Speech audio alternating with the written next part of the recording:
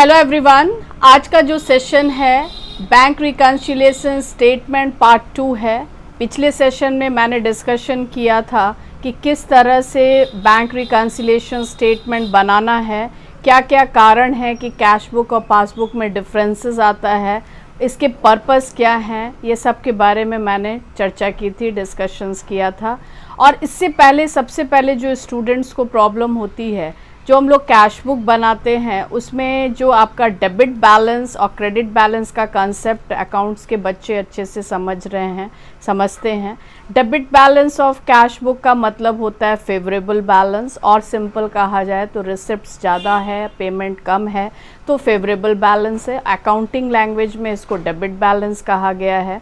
और credit balance क्या होगा, जब आपका पेमेंट ज़्यादा होगा, रिसिप्ट कम होगा तो वो अनफेवरेबल बैलेंस से डिनोट किया जाता है।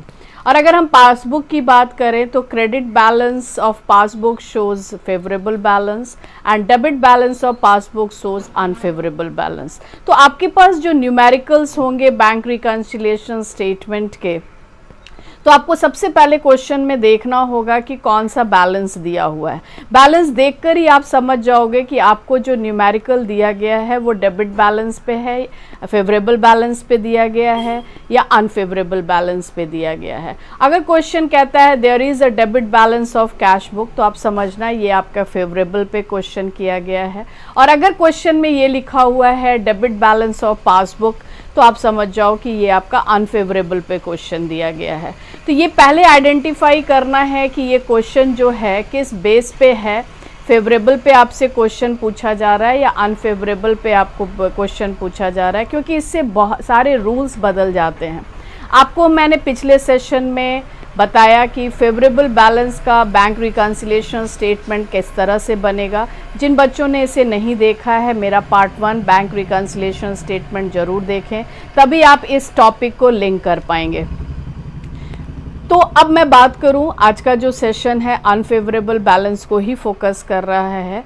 आपका ये जो बैंक रिकन्सिलिएशन स्टेटमेंट जो तैयार करना है, क्वेश्चंस अगर दिया हुआ है अनफेवरेबल बैलेंस पे, तो मैं आपको इस बात को थोड़ा एग्जांपल से समझाऊं, और मैं डिस्प्ले भी कर रही हूँ किस तरह से आपका जो है न्यूमेरिकल पे इफ़ेक्ट पड़ रहा है if you are starting with unfavourable balance. तो सबसे पहले तो क्वेश्चन देखकर ही समझ जाना है। अगर क्वेश्चन में लिखा है credit balance of cash book, तो आप समझ जाओ क्वेश्चन आपका अनफेवरेबल पर है, मतलब पेमेंट ज़्यादा है, रिसिप्ट कम है। It means that your figure is already in the negative form.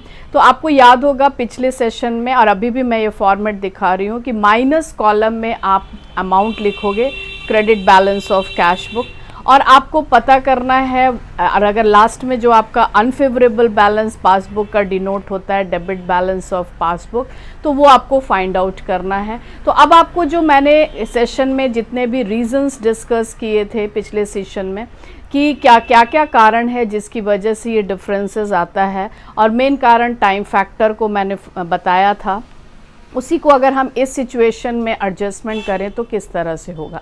सबसे पहला केस लेते हैं, check deposited but not collected.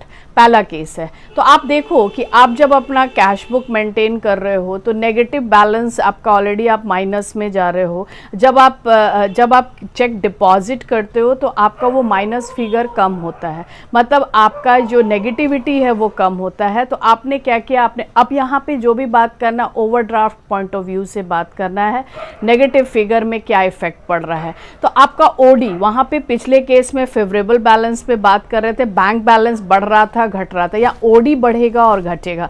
अगर आप डिपॉजिट करते हो तो आपका ओडी क्या होगा, घटेगा, ओवरड्राफ्ट आपका घटेगा। लेकिन पासबुक में चूंकि कलेक्शन में नहीं आया तो आपको फिर से वापस ऐड करना होगा, चूंकि पिछले रूल में हम लोगों ने डिस्कस किया था कि जिस बैलेंस को लाना है उस बैलेंस में अगर उसकी एंट्री नहीं की गई है तो आपको रिवर्स एडजस्टमेंट करना होगा। तो अगर आपने ओडी घटा दिया था डिपॉजिट के केस में और पासबुक में नहीं घटा तो आपको वापस उसको ऐड कर देना होगा, ये पहला इफेक्ट पड़ेगा। दूसरा, आपको हम बात करें check issued but not presented for payment, यहाँ पे क्या हुआ, आपने अपने ओडी को बढ़ा दिया, यहाँ कैश बुक में आपने ओडी बढ़ा दिया, पासबुक में ओडी नहीं बढ़ा, तो आपको फिर से उसको माइनस कर देना होगा। तो दो मैंने आपको बताया, चेक डिपॉजिटेड के केस में क्या करना है, आपने अपने ओडी को घटाया था, पासबुक में नहीं घटा तो आपने वापस जोड़ दिया। इशू के केस में आपने अपने ओडी को बढ़ाया था लेकिन पासबुक में नहीं बढ़ा तो आपने उसको घटा दिया। अब हम बात करें कि जो ओवरड्राफ्ट बैलेंस पे इंटरेस्ट चार्ज करता है बैंक, तो बैंक ने अगर इंटरेस्ट ओवरड्राफ्ट पे चार्ज किया तो आपके ओडी को बढ़ाया, पासबुक में बढ़ा और लाना भी पासबुक बैलेंस है तो आपको उसको ऐड करना होगा, ओडी आपको ऐड करना होगा। फिर उसके बाद आप बात करें डायरेक्ट कलेक्शन बाय बैंक, तो आपका ओडी पासबुक में क्या हुआ होगा, घटा होगा, तो आपको भी यहाँ पे घटाना होगा, लेस करना होगा। और direct payment by bank, bank ने अगर डायरेक्ट आपके अकाउंट से पेमेंट कर दिया तो आपके ओडी को ऐड कर दिया, बढ़ा दिया, तो आपको भी उसको बढ़ा देना है। तो इस तरह से आप देख रहे हो कि किसी भी तरह का कलेक्शन आपका होता है, डिविडेंड का कलेक्शन, डिविडेंड क्या होता है, शेयर ऑफ प्रॉफिट जो आपने कहीं इन्वेस्टमेंट किया है, बिजनेस ने इन्वेस्टमेंट किया है, तो किसी भी तरह का कलेक्शन डायरेक्टली बैंक के अकाउंट में हो रहा है, पासबुक में हो रहा है, तो पासबुक बैलेंस में ओडी घट रहा है। तो आप क्या देख रहे हो यहाँ पे कि आपको ये देखना है कि जो भी ट्रांजैक्शन हो रहा है ओडी का इफेक्ट क्या पड़ रहा है, ओडी पर क्या इफेक्ट पड़ रहा है। ओवरड्राफ्ट बढ़ेगा किस कारण से, अगर आप इशू करते हो, चार्जेस लगता है, बैंक चार्जेस लगता है, तो इस तरह का, या फिर कोई पेमेंट होता है तो आपका ओडी बढ़ता है। और अगर घटता कब कब है, जब आप चेक कलेक्शन के लिए डालते हो, डिपॉजिट करते हो, या फिर कोई डायरेक्ट कलेक्शन कस्टमर के द्वारा हो जाता है। तो इस तरह से आप देखो कि जितने भी ट्रांजैक्शंस हुए उसका ओडी पर क्या इफेक्ट पड़ा। तो इसी तरह से आपको एक बैलेंस से स्टार्ट करना है दूसरे बैलेंस तक पहुंचने के लिए। बीच में जो भी हुआ, जो भी डिपॉजिट हुआ, इशू हुआ, चार्जेस लगा, कलेक्शंस हुआ, पेमेंट हुआ, ये सबको ऐड और लेस के माध्यम से आप उसमें एडजस्टमेंट करते हो, एक बैलेंस पर एडजस्ट करते हुए दूसरे बैलेंस तक पहुंच जाते हो।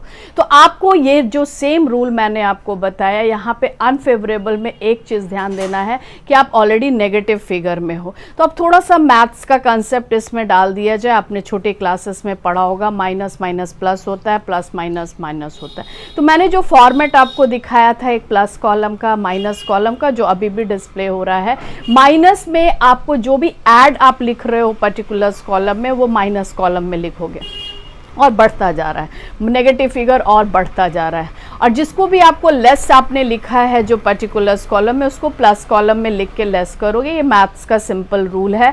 और जब बैलेंस करने का जो तरीका मैंने बताया, सेम वे, पहले टोटल करो, जो कॉलम में ज़्यादा है, माइनस कॉलम में ज़्यादा है तो माइनस में पहले लिखो, और जो डिफरेंस आए वो डिफरेंस प्लस कॉलम में दिखा रहे हैं बैलेंस एज पर, तो वहाँ पे लिखते समय ये ध्यान दोगे, चूंकि अनफेवरेबल का केस है तो यहाँ पे डेबिट बैलेंस ऑफ पासबुक लिखेंगे, डेबिट बैलेंस ऑफ पासबुक।